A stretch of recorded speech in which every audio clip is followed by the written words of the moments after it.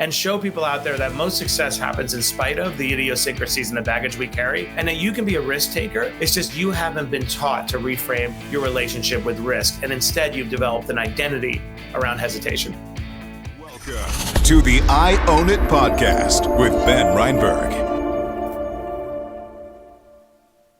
All right, we are live from the Ben Reinberg I Own It studios in Laguna Beach, California today. We just keep rolling downhill with incredible guests, and today is no different. We have a gentleman who has an incredible rags to riches life story, and he'll share it with you. And he's an extremely impressive man when you get to hear his story, and adds a lot of value. You probably know him because you've probably seen him on TV, etc. Matt Higgins, welcome to the I Own It show. It's great to see you, and thanks for joining us today. All right, thanks for having me, Ben. It's great to be here. So we touched a little bit about your story, and let's kick things off. Share a little bit about your childhood and your career and your inspiration of where you're at today. Yeah, sorry for anyone who's heard the story before, but I'll keep it tight. I grew up in Queens, New York, and grew up in a broken home and in extreme poverty. Those words, you lose their meaning. So just to provide a little color, what does that mean? Just hustling, selling flowers on street corners when I was, 10, 11 years old. My mother was really smart, but progressively more disabled throughout my childhood. My dad was out of the picture. And then just everything was a combination of what's it going to take to put food on the table, literally. We used to get by on blocks of government cheese from the USDA. Literally said brought to you by the USDA. Back then they used to subsidize farmers. And then these odd jobs, scraping gum under table at McDonald's, like every kind of hustler job. And my objectives were a fewfold. One was to hide the fact that I was really poor. My kids tell me now that like they get wealth shame, not my kids, but just generally there's a desire to conceal your wealth. I'm like, are you kidding? I worked this hard only to hide it. But anyway, I don't identify by my wealth, but it's just kind of funny that back then it was all about concealing, or else you'd get the living crap beaten out of you. So that was objective number one. Two was to try to put food on the table, and three was to get out of my circumstances. So just to frame it, my entire childhood was a combination of, just desperation and fighting to outrun the enemy, which was my mother slowly slipping away in the room next door.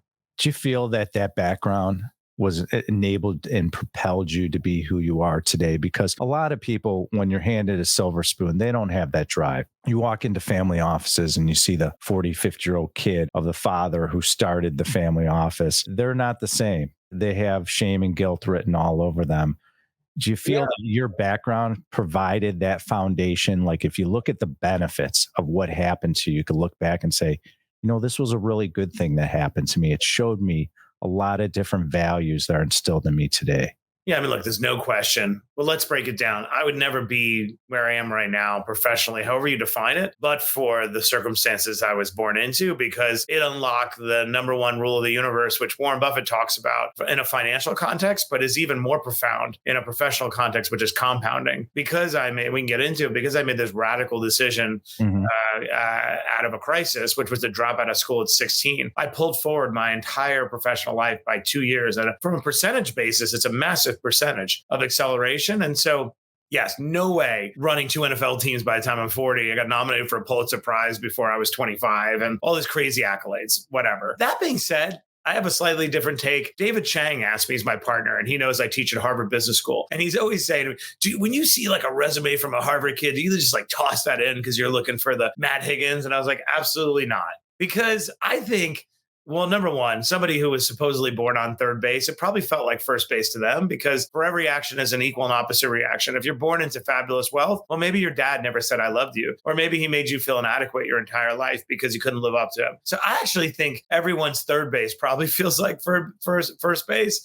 And two, I think life is about not where you're born and where you end up. It's how much distance you cover. So it's still possible for somebody who's born into wealth in that family office, who decided to break the cycle of indulgence or Henry VIII culture that maybe, was around their whole family, and decide to use that money to deal with human rights, whatever. So I tend to, one, acknowledge I wouldn't be here. Lastly, there's a lot of damage that comes from being born into dysfunction that took me, and still is taking me, many years to overcome. So I don't want to act like just because I have this hero narrative that it didn't create a lot of damage that I would wish on somebody else. The dysfunction, that's a nod to all the therapists out there who've helped me. So just being totally transparent. So earlier this year, Matt, you published your bestseller book, Burn the Boats, and congratulations. Incredible book. Thank you. Describe for everyone, my audience that haven't read the book, the core tenets of your Burn the Boats philosophy and how you've been so effective for you in your life and other historical figures that you researched. Yeah, I think I was given the blessing of my life was that I was put in this circumstances, and I feel like I hacked into the factory settings when I was very young. And what I mean by that is when I was going through this situation, and I was like, this isn't going to end well. Probably around seventh grade, eighth grade, I had an epiphany born by observing my mother. My mother had no education, and I watched her when I was 9 years old go and get a GED. And with that GED, she was able to go to college. Now, I remember looking through the penny saver, the free newspaper at job listings, always trying to think, how am I going to get ahead? And I remember seeing the listings for college students only. And it was 2x what I can make in my measly job at McDonald's. And I was like, what is it about being a college student that enables you to 2x your income overnight? I have to be a college student. And I came up with this hack, which was I'm going to get my GED. And at the time, you could enroll in college if you did well enough, usually an oxymoron on the GED, doing great on a GED. But if I could do well enough, I could go to college early. And I was so excited about this epiphany. And I remember when I told my guidance counselors and everyone else, I was met with pure derision. You're going to be a loser and all the things that go into it. And so my burn the boats move actually was not about the fact that I dropped out of high school. And the word burn the boat simply means allowing yourself no option for retreat, right? Historically, we'll get into the genesis. But my burn the boats move was when I made the decision to drop out and was met with derision and conventional wisdom. I realized I need to self-sabotage because I don't have the strength to resist all this public pressure to stay the course. And the way to do that is to fail every single class. So I went from a kid who was relatively not gifted, but had done well, to a kid who sat in the same room for 2 years with the kids with the beepers dealing drugs and everything like that, thinking the only way for me to go through with this is self-sabotage. That was my burn the boats moment. And I did. I went through with it. And then, the rest is history. And so the phrase burn the boats actually originates at the beginning of recorded history. It's attributed to Cortez, who is a sadistic monster and it was a genocidal maniac, not God you want to emulate. But interesting, in my research, I found that every society practically on earth has a fabled general that in one way or another, when their back was against the wall, they eliminated their retreat. It goes back to Sun Tzu and the Art of War. So I kept saying, why is it that military strategists know that when it's literally life or death, the answer isn't more options, which we're taught in Western society. The answer is no options. And as I started doing research for my book, because this phrase kept repeating, I realized, one, I've been living my life this way forever, that I would put myself in situations where I don't really have the answer, but I would allow my unrelenting and undying commitment to the goal to carry me forward and trust that I would just figure it out. And then two, what I found in science was interesting. It's a landmark study in 2014 where scientists set out to prove that backup plans are prudent. And what they found was the exact opposite, that they allowed two groups of college students, one group to contemplate a plan B while they were pursuing their goal, and they would get a Snickers bar or whatever the hell it was. And what they found was twofold. Merely contemplating plan B while you're pursuing plan A dramatically reduces the likelihood you'll be successful, but it also dramatically lessens your intrinsic motivation. And the reason why is something that will resonate with anyone out here who's listening who has a really hard goal. It's the pain of pursuit that propels you. And the reason why we conjure backup plans is to alleviate the discomfort of wanting something so bad. So the purpose of my book, and I'll stop here, is to appropriate this very bombastic, simplistic phrase. It's a Trojan horse. When you look at my book as pagan symbol of a boat burning, you think you're going to get a bombastic crypto bro all in. My book is the opposite. I want to appropriate this phrase on behalf of the risk adverse and the anxiety laden, and show people out there that most success happens in spite of the idiosyncrasies and the baggage we carry, and that you can be a risk taker. It's just you haven't been taught to reframe your relationship with risk. And instead, you've developed an identity around hesitation. And it's so well said. It's pushing forward. It's saying it's okay to fail. But if you fail, get back up and keep pushing forward. And that's what I love about Burn the Boats, because you basically, whether you burn a bridge or you burn a boat, you're not going back. You can only go forward. And that's what life's about. Everyone in business, I don't care who you are, has failed. And I think people who reject this, and anybody listening, this is what the part I love, the cognitive dissonance. But wait, what? It's dangerous or it's reckless. And I admit in my book that I am the most paranoid risk taker you're ever going to meet. And I talk openly about imposter syndrome and anxiety, again, to model what risk taking looks like when it doesn't come effortlessly. And the point is, you burn the boats for goals, not tactics. When people resist this, it's because they think that when you have a burn the boats mindset, it doesn't give you the optionality to iterate in your goal pursuit. And that's exactly the point. You burn the boat for the overall goal, not for a particular tactic. So you could iterate. And what I mean by that is my goal since I was that little kid was autonomy. I don't know how you feel, Ben, but like, man, I have been driven by wanting to call the shots. One, so that no one could hurt me, and Yeah. two, so that I could help anybody I wanted to help. That's my goal. So when I had a business and it turned out that I was out of my mind, delusional, the business sucked, I would be the first to shoot that thing because it doesn't mean the death of my dream, because my goal is freedom and autonomy. And when I find founders or entrepreneurs, when they're stuck doing the same thing over and over again, they interpreted the wrong lesson from the universe. They believe that blind persistence is the key to success. And actually, that's a prophecy for failure.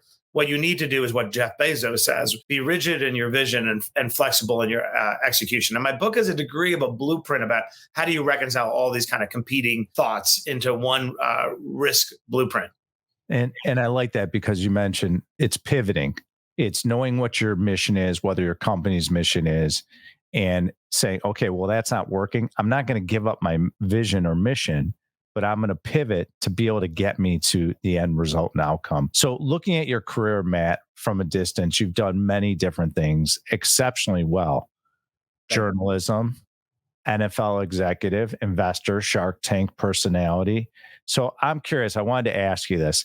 How do you think about burning the boats when you start something new versus finding the next boat when your passions or life surprises take you in a new direction? Yeah, I think you'll know this. I mean, Ben, it's all about being intentional, right? So I do a lot of self-auditing. I'm always making sure that I'm being intentional. I think the worst thing can happen at the end of our journey, probably the biggest source of regret. I haven't gotten there yet, but I'm imagining it's all the parts in your life when you weren't intentional. So one, I always try to be intentional. Two, I believe what's true for me is true for most, maybe not all, that the true joy of living is in the striving. It's the reason that anyone who just ran the New York City Marathon, today's Tuesday, you're probably depressed. If I had to guess, you're a little, you soothe yourself with cheeseburgers and French fries, but day two, you're depressed because you realized after you got the medal that what you craved was the training, was the pain of pursuit. And so I believe that I am meant to cultivate a perpetual growth mindset. And so are all of us. And three, how do I stay focused on growth? It's to ask myself a simple question I borrowed from a land use context. We get to talk to you about this, right? It's from a zoning context, highest and best use, which I always love when I heard that phrase, right? And for those out there listening who are not in real estate or zoning, simply means making sure that every piece of land is put into production consistent with its environment, so that you don't have a piece of land that is now out of context from 200 years ago making butter or something like that in the middle of New York City. And so the easiest way to think about it is a Tribeca warehouse that was a slaughterhouse 100 years ago and is now Taylor Swift's, hookup pad, whatever, or Leonardo DiCaprio's bachelor pad. And so my point being, I ask myself regularly every week, what's the highest and best use of Matt Higgins' time, energy, and resources today? Why is that question so important? Because we're iterative creatures and we are an amalgam of everything that's come before. When I find people who stopped progressing, it's because they were not auditing where they are at a moment in time and trying to remain in that perpetual pursuit. So I'll give you a concrete example. I was on Shark Tank, crazy heady experience, amazing experience. But actually, I was pretty sad when I finished it because it was very uncomfortable for me to go on that show. I don't know why. I am who I am. I talk about it in the book. I had imposter syndrome. Damon John gave me the best piece of advice. When I pulled him aside, he said, Matt, you belong here because you are here. And it ended up great. Loved being on it. But it felt like it was like the hardest thing I had ever done. And I couldn't imagine what would be more uncomfortable. And I got sad about it. And I was walking through Harvard University, checking out one of my restaurants. And I remembered a dream that I had forgotten and long discarded. And it was like, I also have an academic brain. I geek out on stuff. I love science and research. But I never got to compete at the best schools because I was taking care of my mom. And I went to a city school, great place, but it's not Harvard. But I always felt like, not robbed, because I never feel like a victim, but I felt like I never got to showcase or prove that I could perform at the highest level. It didn't bother me. It just felt like an open, sore, And then I realized, what would be, I can't go back in time. I can't go be a student. It's too late now. But what would be even better? And it's, fulfilling my dream of being a teacher at Harvard Business School. So then the dream took hold again. And then I realized I've been on Shark Tank now. People will give you the time of day when they wouldn't have before because you're just another investor. Now with Shark Tank, it's very different. I was able to get an audience at Harvard, and I worked for a year of my life to create that course. And 5 years later, it's the leading course in America on direct to consumer businesses. Never would have done that if I wasn't rigorous about asking myself, what's the highest and best use of me today? Oh, that's so fantastic. So, what Thank was your favorite part of writing this book, and how are you enjoying the book tour thus far? I love it and I hate it. What I love about it is it brings meaning to a lot of the pain of my past. My mother ended up dying, right? I spent all this energy between 16 and 26 desperately trying to go from McDonald's. And then for those who don't know my story, I went from making 375 an hour to, by the time I was 26, the youngest press secretary in history, New York City history, making $100,000 a year. So I don't know what the CAGR of that is, but it's pretty damn good. Oh, it's amazing. It's pretty good. And yet, that morning, my mother asked me to stay home. She didn't feel good and she never felt good. We literally had no money. I was sleeping on a chewed up mattress on the floor. She couldn't bathe herself anymore. I was bathing her. I hated my life. And I also knew within reach was the means for me to do my biblical obligation of taking care of her. But I resented being the hero. Nobody wants to be a caretaker. And I'm honest about that because I don't want to be, oh, you're such a good boy. Like, no, I wanted a life. And so that day was the day I was going to have my life. And she died at 10 o'clock in the morning. And so, I'm like, wow, her story is never redeemed. Her life is never redeemed. She died alone in her chair and was forgotten about by most. And so what the hell is the point? Me being able to take what I witnessed and then what I was able to do in response to it and try to distill it into a way to unlock people and unlock their potential brings meaning to her dying alone in that chair. And then now that I wrote it, and really, I didn't just write a book, I engineered an outcome. The outcome being you read it and you're like, oh shit, I could do that. And I tried to lower myself. So we're like, oh, there's that rich middle-aged white guy. Like, no. There's the guy who ate government cheese. You can connect with me somewhere. You can't fully describe my journey. My point in telling you this, Ben, is there's a lot of engineering, but you don't know if it's going to work. Every day I wake up from a DM from somebody in the world, a woman in Saudi Arabia I now talk to now who read the book and it moved her, a woman in Africa, people all over the world who I've been able to cross the balkanized divide of our messed up world and who are like, oh, I see something in you and I see a little bit of me. And no bullshit. It is the most gratifying thing I've ever done in my life. I think it might be the most important thing I've done thus far, because to change the trajectory of one human being's life for 3 years worth of effort and $17 for a book, like it is really kind of amazing. So I love it. With that being said, I feel responsibility to rep the book. Anybody who's an author out there knows what I'm talking about. If you don't rep your own book, your book dies. And so that's that pressure every day of like, if I go dark, the book goes dark. If the book goes dark, then there's somebody out there who I would have reached who I didn't get a chance to reach. I don't reach. And then why did I spend 3 years of my life? So it's a lot. I guess it's a lot. I'm being honest. I don't know why I'm sharing all this today, but it's a lot of pressure, but I love it. Well, we're giving you the open space to be you. And that's what it's about. When I was 8 years old, Matt, I used to sell Marlboro Reds at a bar for cash. And what it allowed me to do was learn is that I need mentors to get to another level. So I always wanted my own business when I was in my 20s and I graduated from Indiana University. There was no playbook of how do you start a business. So I was CPA and I went to New York for the first time. And it was scary. I was a kid from Chicago and I was in an audit with a billionaire. I've told this story before. And he said, "You're not much of a CPA, Ben." I said, "What do you mean?" That was a big blow to me. I'm on audit and it's my first audit. He's like, "You're more of an entrepreneur." And that word wasn't really prevalent back in the early 90s. True. And it made me open my eyes. And what happened was I realized that I need mentors. I need people that can lead me, that have been there, done that, to get to other levels. And even today, I have incredible mentors from around the world that help me with all different growths, whether it's personal growth, business growth, leadership, you name it. You always continue to grow and evolve, especially with technology and how fast it's moving. And I wanted to ask you, do you have any important mentors as a kid that helped you see the bigger visions for yourself because of what your journey was and the process you had to go to become who you are today? And who have been some of your mentors during your professional life? I love the way you are using the word mentor too, the way you're describing it, especially about that person in your life who recognized that you weren't a CPA, you were an entrepreneur. I talk about this in my book. It's such an important point what you just hit on is that you have to really pay a lot of attention when people see something in you that you don't even fully see in yourself, because they have the benefit of pattern recognition that you don't. They are seeing a pattern play out inside of you and they're spotting it and then they're sharing it with you.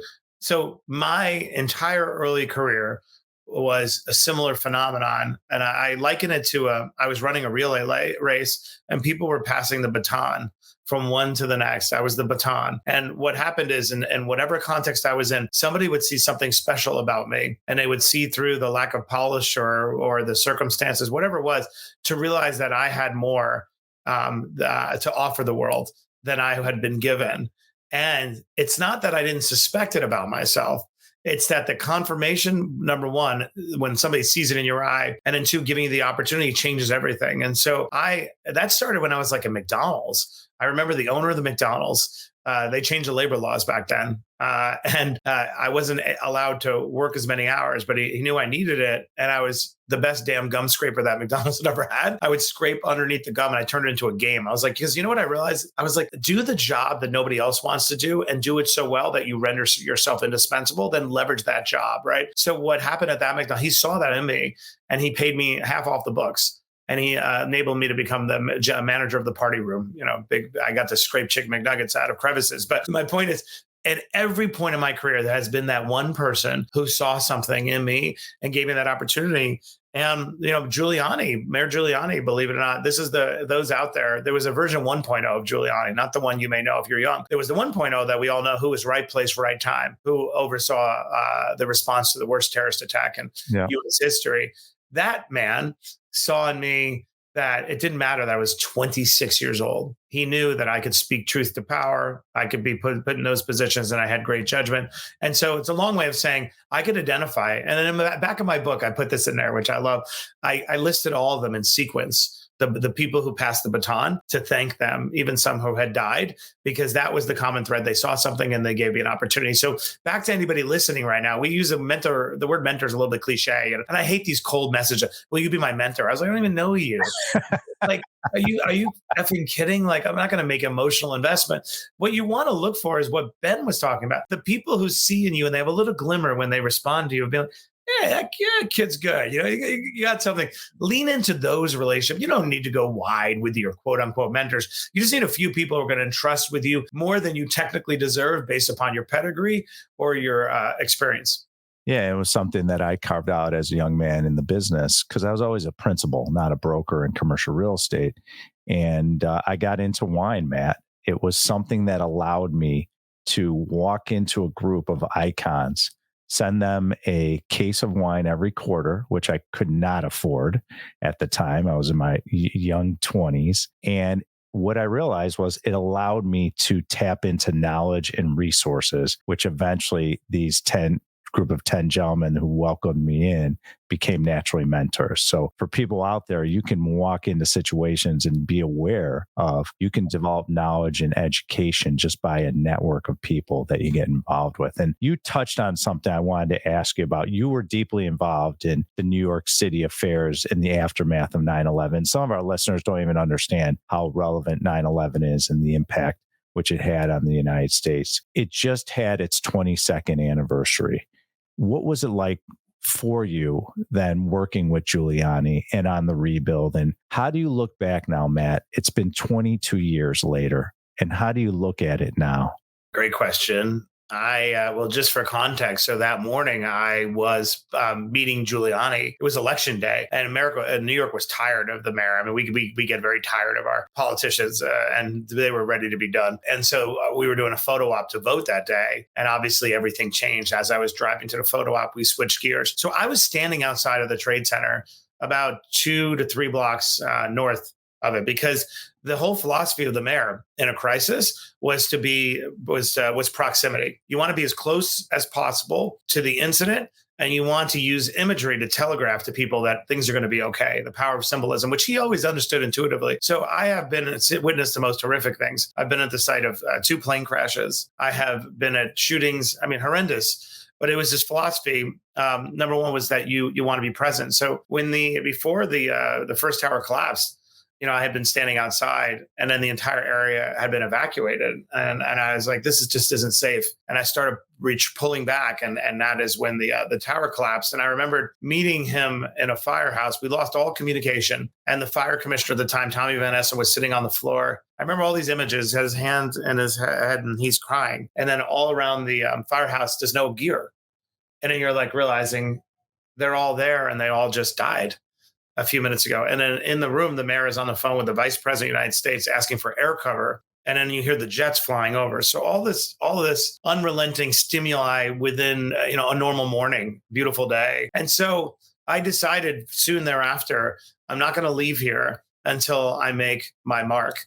I managed the communications for that attack. My job was to bring every prime minister and president to the site because, as we're seeing now, people tend to deny the magnitude of things that happen. I don't know why this happens throughout history, but our job was to show everyone. So I brought Vladimir Putin to the site, believe it or not. Every kind of prime minister. So that was the context. And then after it was over, I didn't want to leave. And so I became one of the first employees.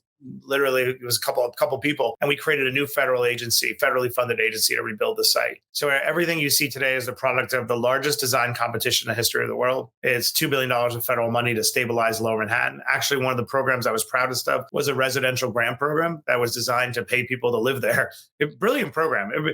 We just wasted $5 trillion of stimulus. So people are like, oh, you paid people. We didn't pay them that much money, and we got young people to move back to Lower Manhattan, stabilized it. So to summarize, when I look back at that, it was when you're doing something very hard on the bleeding edge, sometimes you have to surrender to the fact that no one's going to like you.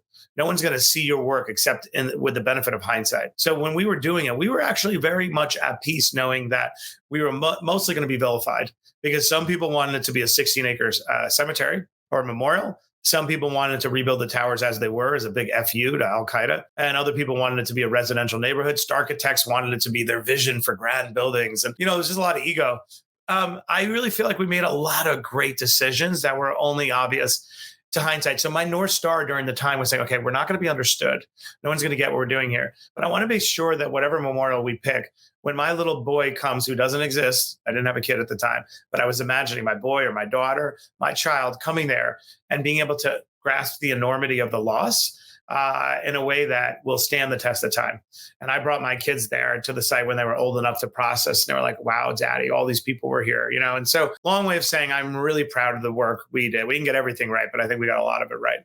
So we'll switch gears. So you've been on Shark Tank for a few seasons now. And what's your favorite part about being a shark? I love the competition because it's real. When you're sitting at home, it's really easy to do the math. You're like, oh, I would give 10% for this amount. When you're there, you're toggling between multiple different states. One, you're assessing, do I want to do the deal? Two, you're trying to make the entrepreneur believe you are the one to do the deal with. Three, you're thinking about how you're going to beat everybody at the same time. So there's a lot, like your mind is gear shifting. And these pitches only take between 30 and 45 minutes. On TV, you see 7 minutes, but it's pretty authentic. So honestly, it's the competition because you think, oh, it's TV. No, it's not. It's a couple $100,000. Nobody wants to lose $200,000. Like, I don't care how rich you are. That is a number that is not a discretionary, disposable number for anybody, unless maybe you're Elon Musk. So if you're going on that show, you really care about it. The competition of being on that show is amazing. What are the key things, Matt, you look for in a pitch on Shark Tank? Also, with your investment company, RSC Ventures, what are you looking for? Yeah, let's talk about Shark Tank because they're very different, right? But so Shark Tank, I do think, and again, it's hard when you're a guest shark, you're not getting that many reps. So I'm not saying I stick by this philosophy, but if I were on all the time, this would 100% be my philosophy. I'm looking for scalable and available. I'm looking for a product probably that is scalable to the widest possible number of people and available to the widest number of people when they see the show, because the Shark Tank effect is very real. But if you go on the show and you back a brick and mortar business that is in, one part of the country, what use is all those impressions if people see it and they can't consume it? So I'm always thinking consumer product. I'm thinking e-com, that is, and then that's on the product side, right? On the entrepreneur side, you don't have a ton of time. So you're looking for signals or tells, right? You're looking, for example, probably the most important one I'm looking for is conviction, not rigidity, but conviction. I hate when you see an entrepreneur go on that show and they, a Mark Cuban would be like, I hate your branding, or I think you should be doing something totally different. Like, cool, I'll change it all. Are you in? And it's like, that doesn't really make sense. Like, you spent all this time as your dream, and now just because some random person on a TV set tells you they don't like whatever they don't like, you're changing your mind. So I'm looking for conviction, but not rigidity. I'm looking for not just I think know your numbers is kind of trite, obviously. I'm looking for the person who's willing to say they don't know. they're not. I think somebody who's willing to say they don't know some aspect of it under that kind of pressure is way more insightful than somebody who gets, the rudimentaries down. Obviously, if you don't know that. So I'm looking for proxies for self-awareness because, as you know, Ben, right, every business, the fate of a business is determined by the pivots that you make along the way. And a proxies for self-awareness telegraph that somebody is introspective enough to identify when things aren't going wrong. So I have a lot of when I've been on before, I write them down so I'm aware of what I'm looking for. But I'm looking for a ton of tells, and we could do like an hour on this. But I'm looking for signals of all those various things because I only got 45 minutes. Well, not only that, are you also looking at the personality of the person and saying, am I going to be, forget about the concept. Maybe the concept works and it's scalable. It checks the boxes. It's also looking at, is this person going to take it to the next level? Is this person going to be coachable? Is this person going to listen? Are you looking at those factors saying, okay, I like the concept. I'm going to compete with everyone else, but I'm not feeling it on this person. Yeah. They're not solution oriented. They don't hit my values. What's going through your head when you see something Yeah, like that? 100%. I mean, I think the first thing your mind does, obviously, is you evaluate whether you like the product or the idea. But that doesn't take very long for anybody. Then the majority of your time is spent exactly what you just said. You're evaluating the person, whether you want to spend time with them. You're mostly evaluating, do they really have what it takes? And I think people fall broadly into a couple of categories. But one of the categories, which is an outright no to me, is when somebody is trying to enlist me on a rescue mission. And I would argue that, almost the majority, maybe the slight minority of people who go on are looking for a rescue mission, and they don't want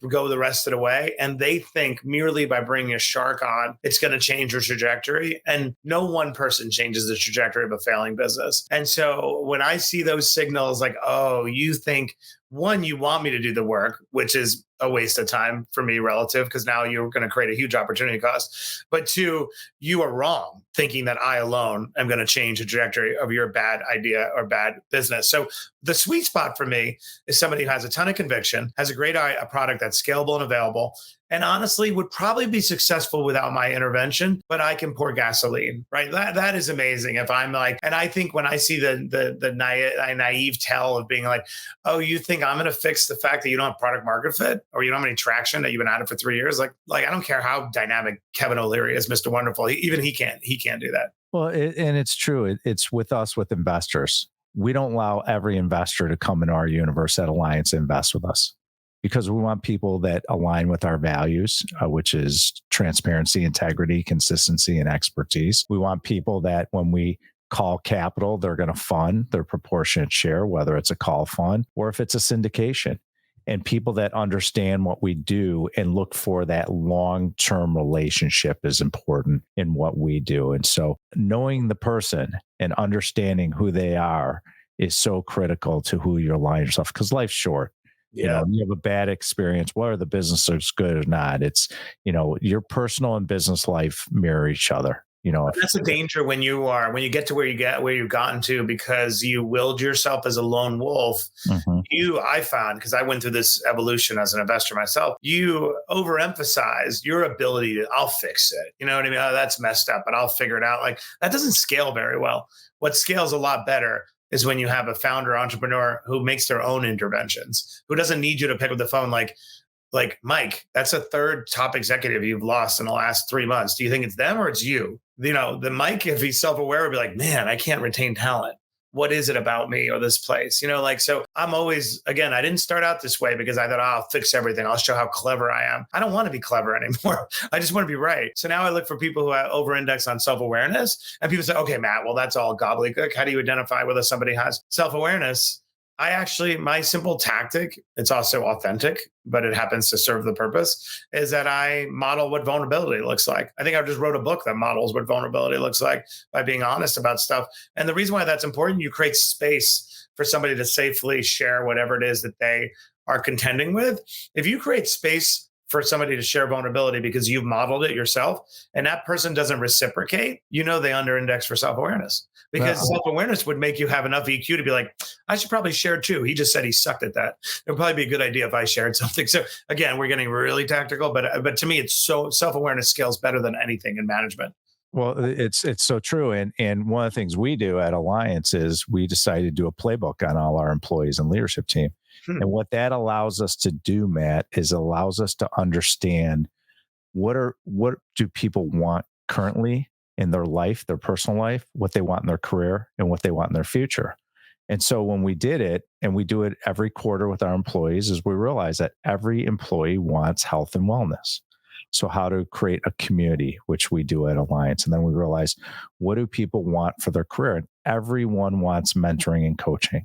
And that way you can input it into your universe or your company or your culture and provide it. It's interesting because all our employees want to learn about investments, Matt. Maybe we should bring you in to talk to them about it, because that's what we do as a company, is investments. And so it's ironic that they want to learn about investments, but there's a lot of What propels that desire? Is it to get wealthy, or is it feeling like they don't know enough? Or it's a great question. What I feel when we analyze everyone's playbook and we see like what energizes them, what it's really financial freedom. Like what you and I start off in our life is the freedom to have choices, the freedom to decide what a perfect day is and how to design it. And so what we've allowed people to do with our employees and leadership team is we said, we're going to help you design the life that you want and support it. And because we realize the business and personal life interact with each other. And for years, especially with this remote workplace and the hybrid working, and everyone's working in a silo, and we have people all over the country, it's hard where people feel like, how do I become part of the Alliance community? How do I have my fingerprints on what we're doing? How do I believe in the company mission? And so we had to realize, how do we incorporate people's personal lives to get to know them and make sure we're energizing them and giving them work that energizes them. And so that's what we decided to do. It's been a wonderful tool for everyone out there that's looking to build a good community within their company, for all you entrepreneurs out there. That's great advice. How does health and wellness manifest? Specifically in terms of what you might provide somebody corporately. I'm curious. Yeah. I mean, one of the things you could do is there's apps that companies provide where we're going to pay for X percentage of the cost. Say it's $50 a month. We might pay for it all. We might pay for a portion of it.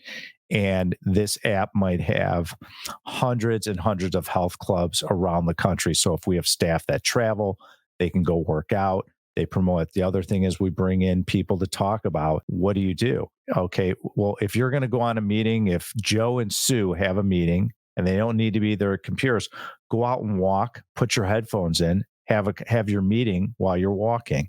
There's different things you could do. We have functions where we have Friday lunches together, and we talk about, what are you bringing? What are you eating? We might send a DoorDash and say, hey, here's some restaurants in your area to promote health. We do all different types of promoting. The other thing we do is we have one-on-ones with our leadership team, and they have one-on-ones with their staff. And we look at it and we say, okay, well, Matt, you told me you want to work out 5 days a week. Are you doing it? And you every week, you're checking the toggle, and you say, well, Ben, I only worked out 3 days a week. Okay, what was the challenge? Well, I went on a property tour. I went to go meet with this, resource we do business with. Okay. Or you might say to me, hey, Ben, I want to meditate 2 times a day like you do. What do you do? Okay, well, let me give you a resource. So we're constantly engaged with our team and our staff about health and wellness, because that's what they want, and constantly giving them ideas. And what happens is, in your playbook, Matt, is it allows you to hold people accountable, and for your people to hold themselves accountable, where you can review their playbook every week about what's going on in their lives. And that's how they change. And it's been a big impact. Good for you. That's awesome. So RSE, your company, invests in some very cool and non-traditional businesses. Do you have any fun stories you could share of how you came across some of these investment opportunities, like, for example, NASCAR and drone racing and reservation apps and dozens more across sports, media, and tech? Yeah, well, Gary Vaynerchuk is actually an interesting story. Because again, I always think about where do we collect our insights? I call them proprietary insights, right? Mhm. I think one of the disservices that Shark Tank does is that it perpetuates this myth that businesses are built on patents or inventions or products. And as you know, that's not the case. It's just about doing something slightly better than somebody else is doing it or has done it. It's these micro innovations that lead to massive businesses like Airbnb and Uber. And so I try to explain that in my book, but also I evaluate my own life. So when I was at the New York Jets, running the Jets, it's a great story. I was running the business team. I had everybody's dream job, right? So when you're running a sports business, it really means that you're running a sales operation for three revenue streams: suites, tickets, and sponsorship. That's it. Sounds great, glorified, but that's what you're doing. And so my team was like, there's this guy named Gary Vaynerchuk. And if those, most people watching this probably have heard of Gary, but he's, a sensation and he's going to buy the Jets. He said so. And I was like, no, he's not. He's a wine librarian. He does a YouTube video channel. He's like, no, but this guy is the guy. Like, can you help us close him? And this is what you do. I'm sure, Ben, you do this a lot. You end up finding yourself being the glorified closer. And so I go to meet with Gary at a bagel store at the time. And this is 2009. And, the first 10 minutes I'm hearing him talk, sounds out of his mind, cursing every 2 seconds and bravado. But the second 20 minutes were eye-opening, in which he talked about his read on brand and content and how because of the phone, because of this little device, 2009, this is still early, but that everybody is going to be both Comcast, HBO and The Sopranos. They're basically going to be the cable company, the distributor, and the content creator, because the phone's going to enable all of us to do it. Incredibly prescient, right? And then Gary was like, so me and my little brother, AJ, who's still in college, we're going to create a firm that's going to enable companies to keep up with social media, because this is the early days Twitter. And I cut a deal with Gary at the time. I'm like, this guy could help me be the one person in sports executive who totally gets it. And we're going to build a business. Gary goes ahead. I give him 8 Jets tickets. He helps transform the Jets into the most social savvy sports team in the country, not just like the NFL. And then we go forward, right? I go back when I partner with Steve Ross, saying, having a social media firm in your corner while we're doing all these other consumer deals could only be helpful. And I went back and I acquired 40% of the firm. It went from a bagel store and 8 Jets tickets to now the largest social media firm in the world. We'll do 300 plus million in revenue this year. We have offices in Asia all over. And so my message to anybody out there, meditate on where you could find proprietary insights, and they could end up being a $300 million business. My proprietary insight was this guy Gary is easy to dismiss because he curses every other word, but actually has incredible insights. And if he was properly supported, he could scale this thing into a massive firm. And it's one of my most successful, investments. So one of the challenges I had is I started becoming successful as I have 3 kids, Matt, and I didn't come from money, and I had to grind to get to this point. And just like you had to grind and get creative and take risk.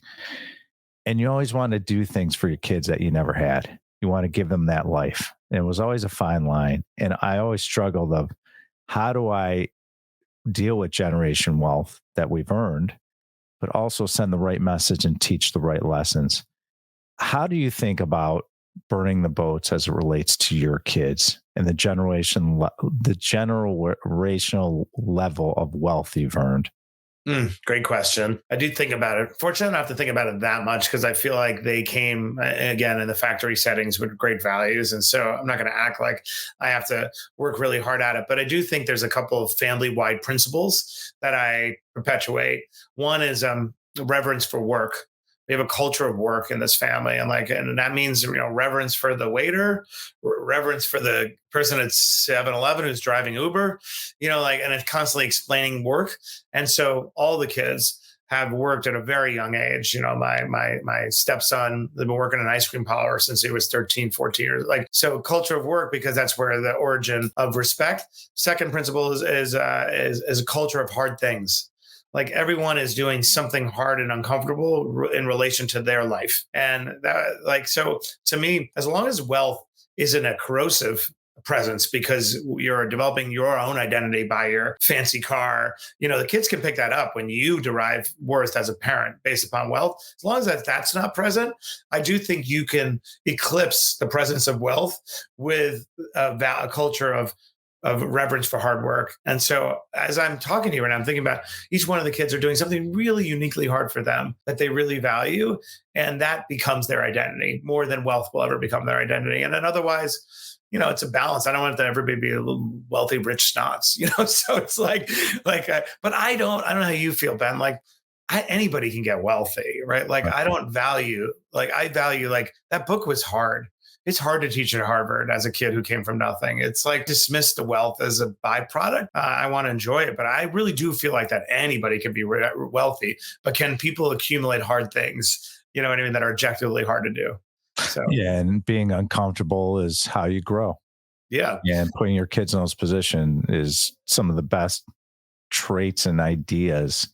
And that culture you build is absolutely the best way, because then they understand when dad's not holding their hand, they can get through tough times and challenges and be solutionary oriented. I do think one point I feel so strongly about this. I do find, because I've had friends who grew up where I grew up and some of them became wealthy. I find that they will attempt to prosthetically install hardship. They're going to manufacture hardship that mirrors the hardship they were in. I was like, that doesn't make any sense. Identify the hardship in your child's life and then give them the tools and the encouragement to overcome that. So that to me is such a small, important, nuanced point. But I think if you try the first way, to prosthetically install hardship, you're going to make your child feel subconsciously less than, because they're trying to mirror you, and it's not possible. It's like you're making it up. You're rich. Like you can't deny them a nice meal. I was like, but there's a hardship in your life, in your child's life. Maybe they have anxiety. Maybe they are not athletic, but they always aspire to being on the baseball team.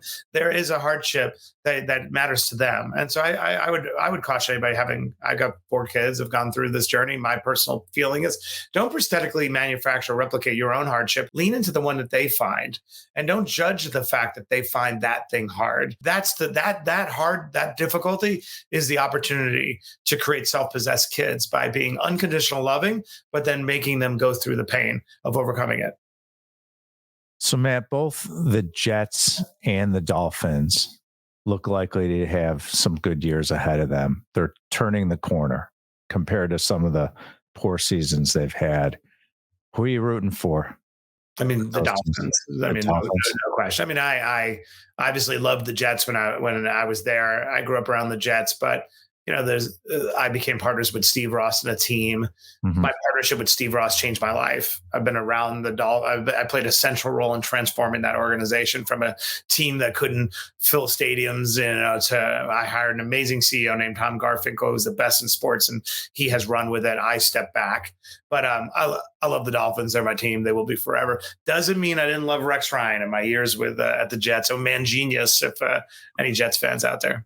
So, what are your predictions with the Dolphins this year? How are they going to end up, you feel? Well, what's amazing about being around this business long enough, that you should never make predictions. So I'm not going to do that. I do think this coach is fantastic, and I think he's going to have a very long run with the team. Right now, obviously, we just lost, so that was unfortunate going all the way to Germany. But I don't know. This coach is special. Everyone always feels that, but I've been around the block a lot. I say that unreservedly, that this coach has a degree of magic. So I just think, but I don't know how we're going to end up this year. There's so many different times I was like, oh, we're going to, and then there's an injury, or how it goes. Every Jets fan knows how it goes. Right? For sure. What's your team? Well, I'm from Chicago. I mean, so obviously I've been, when you're from Chicago, when you're born, you get a Bears jersey. And then that's your team, and you don't leave it. But I just saw the Bears Chargers play in Los Angeles, and I realize they have a lot of work to do. So they tend to let me down. So I'm actually a USC football fan. I've gotten into USC football, so that seems to be my team that I'm gravitating to, and go to all those games. But Matt, you support a number of worthy causes. Share with everyone some of the organizations you're involved with, and how can others support some of the things that you support?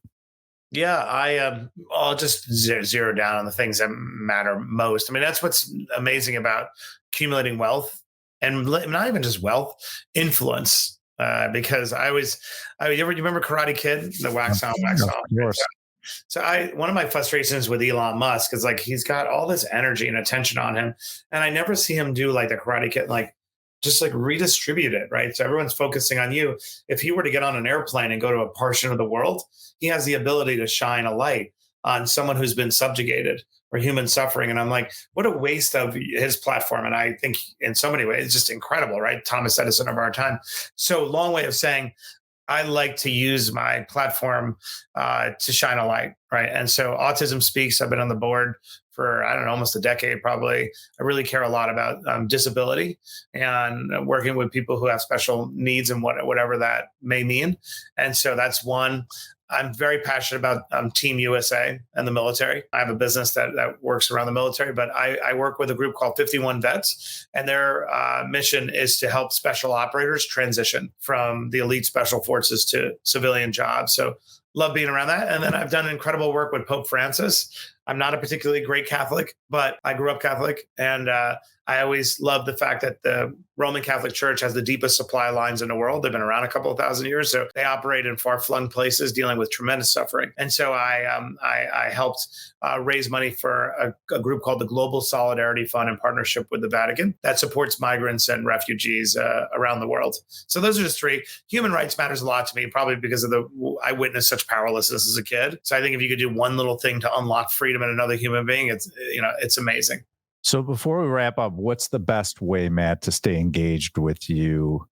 And is there anything else about your newly launched book or other causes you're involved with you want to share with us? Yeah, no, thanks. Well, so here's my book, Burn the Boats.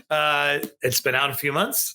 Just was a Wall Street Journal bestseller. So the best way to get in touch with me is LinkedIn or Instagram. If you read the book and the book affects you in some way, DM me, because that simple DM sustains me. I read every one of them and propels me. But my last word on the book, like, it's not possible to read it and not have the book make you want to run through a wall, not on behalf of your boss, but on behalf of your nascent dream that you have ignored for too long. So you will read it and you will say, shit, I can do this and I should do this. And now I feel a little more equipped to do it. And if that happens to you, please let me know. If you don't like it, don't let me know. I'm too fragile at this point to take real feedback. I'm just kidding, sort of. But that is the most important thing I got going on in my life right now is the book, Burn the Boats. All right, let's wrap up with our 3 questions. Are you ready? I'm ready. Okay. In our studio in Laguna Beach, Matt, we have a couch. And I would say, Matt, get on the couch, lay down, kick up your feet, close your eyes. How old are you now? I'm 48. You're a young 48. So you're young 48, go back to when you were 16 years old, scraping gum from tables at McDonald's and everything else you've been through and all the life experiences. Today, you're speaking to yourself at 16 years old. What are you sharing with yourself to get you to this point that you can go back and share some wisdom? Well, I'm going to keep it very simple. I would tell that 16-year-old version, nobody cares. You are obsessed with thinking that you're being judged. And you constantly thinking you're being judged is making you self-censor who you are, your ambition. You are putting yourself inadvertently in a box that grows smaller by the day. But when you get further into the journey, when life brings you to your knees, when you go through divorce and you get cancer and you get your testicle cut off and you've been through everything, you're going to realize, hey, nobody really cares because I don't care. I don't spend my time judging other people. And that is unfortunately something that everybody can relate to. Anybody our age, Ben, and anybody listen to this is like, yep, nobody cares. If you know that the sooner you realize that as a young person, the more that you can operate upon instinct and pursue your true joy rather than self-censoring yourself. Oh, I love that. Well said. Thank you. So it's our last day on earth. God forbid it's just me and you, Matt. It's our last meal together. Your choice. What are we eating and what are we drinking? Oh, well, great. We're having a Iro, street food, ideally from somebody at 2 a.m. that was picked up and maybe even stayed overnight. We had to reheat it. That's definitely greasy as F. And then we're probably, I know it's trite and I should be more evolved, but I'm having some Silver Oak from Napa Valley. Okay. Sign me up. I do like the cheeseburger and fries after the marathon. Yeah. That was clever. Yeah, exactly. So in our studio, we have a black door. Okay. And you're sitting with me. In our studio, Matt, we have a grand piano, we have a drum set, and we have 6 electric and acoustical guitars. If you're sitting with me in studio and you can select any band or musician, they could be living or deceased, to walk through that black door and play us a song, your choice. Who's walking through that black door and what song are they playing us? I'm going to do the first one that came to my mind. It's Alphaville. It's Forever Young. Let's dance in style. Let's dance for a while. Heaven can wait. We're only watching. It's very melancholy, but it's transcendent. And it just speaks to sort of sometimes the confusion around the sadness of the human condition. This idea of forever young. So I'm probably playing Forever Young. And then you're going to get very depressed. Yeah. I should have said you too or something like that, but I said Forever Young. Well, Matt Higgins, thank you so much for joining us today. What a pleasure. And hopefully everyone out there got a lot of great knowledge dropped on today. If you are interested in listening to more episodes of the Ben Reinberg I Own It show, kick that right-hand button and click subscribe. Please click the like button as much as possible, especially with this episode with Matt Higgins. And as I say, let it go viral. To follow me, go to benreinberg.com. You can follow me on all the different social media platforms. And yes, kids, I am on TikTok as well. To follow my company, go to alliancecgc.com. We are the leaders in commercial real estate investing in the United States. Feel free to invest with us if you're a credit investor, and click on our brand new fund, the Alliance Medical Property Fund. We are the leaders in the United States investing in medical office and veterinarian office properties. We'll show you how to build wealth for you and your family and create a legacy. Matt Higgins, thank you so much for joining us. It was great seeing you. Thanks for having me. Bye, everybody. Burn the boats. Thank you for listening to the I Own It podcast with Ben Reinberg. To hear our past episodes and connect with Ben, visit benreinberg.com.